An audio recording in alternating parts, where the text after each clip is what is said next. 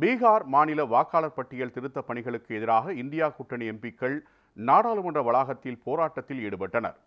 பீகார் மாநில வாக்காளர் பட்டியல் சிறப்பு தீவிர திருத்த பணிகள் விவகாரம் நாடாளுமன்ற மழைக்கால கூட்டத்தொடர் தொடங்கியதிலிருந்தே புயலை கிளப்பி வருகிறது. இதனை கைவிடக் கோரி எதிர்க்கட்சி எம்பிக்கள் நாடாளுமன்றத்துக்கு உள்ளேயும் வெளியேயும் தொடர்ந்து போராடி வருகின்றனர்.